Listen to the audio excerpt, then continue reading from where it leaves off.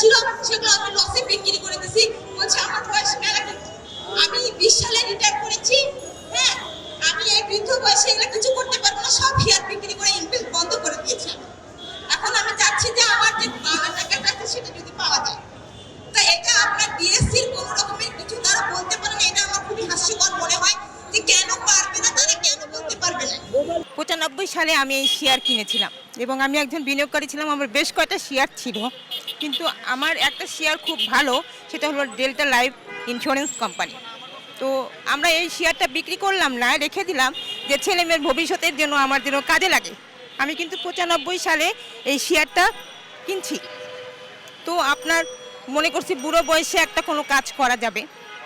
তো সেই শেয়ারটা আপনার 19 সালে বাংকো 19 সালে বাংকো ব্রোকারেজ হাউস আমাদের 20,625টা শেয়ার থেকে 20,000 শেয়ার তারা বিক্রি করে দিচ্ছে। আমাদের কোনো অনুমতি তারা নেয়নি, বুঝছেন।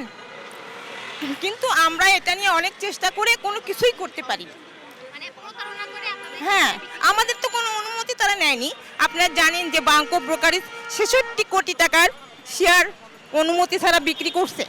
তারা বাংলাদেশেই আছে, তারা বাংলাদেশে ইনভেস্ট করছে। সরকার জানে, আমরা মনে করছিলাম যে আন্দোলন হয়েছে, সরকার পরিবর্তন হয়েছে, একটা হয়তোবা সুষ্ঠু কোনো একটা ব্যবস্থা হইতে পারে, অনেক আশায় ছিলাম এই কয়েকটা মাস, কিন্তু কিচ্ছু না। আমরা মাত্র এই 34,000 টাকার শেয়ার, 34 লক্ষ টাকার শেয়ার বিক্রি করছে আমাদের, তার ভিতরে আমরা মাত্র 5 লক্ষ টাকা পাইছি।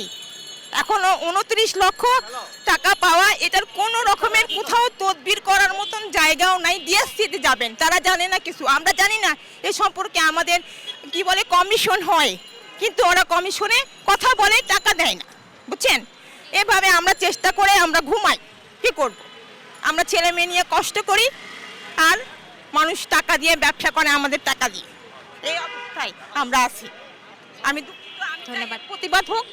আমি চাই যে আমরা আমাদের মতন যারা ক্ষতিগ্রস্ত তারা যেন তাদের ন্যায্য সুযোগ সুবিধাগুলো পায়, এটার জন্য কর্তৃপক্ষ বিবেচনা করে। আমি এখানের মার্কেটের সেকেন্ডারি বিনিয়োগকারী।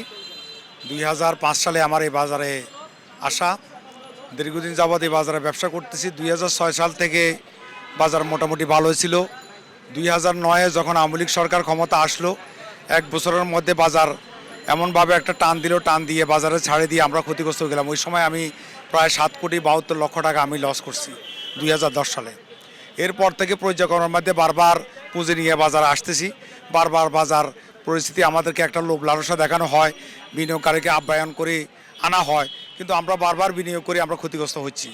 এই পর্যন্ত বাজারে যতবারে টাকা পয়সা বা আমরা ক্যাপিটালে যা করলাম, কিন্তু আমরা বিনিয়োগ ঠিকমতো পাচ্ছি না। সরকার কোনো মাথা ব্যথা নাই।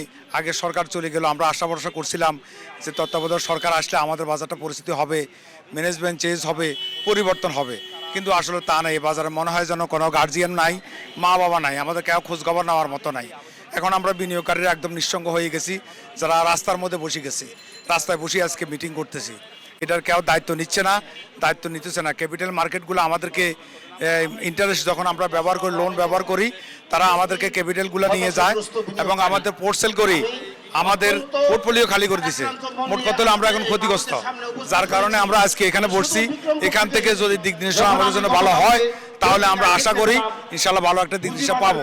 আমরা ক্ষতিগ্রস্ত হয়ে গেছি, সোজা কথা, আমাদের আর কিছু নাই, আমরা এখন পথে বসে গেছি।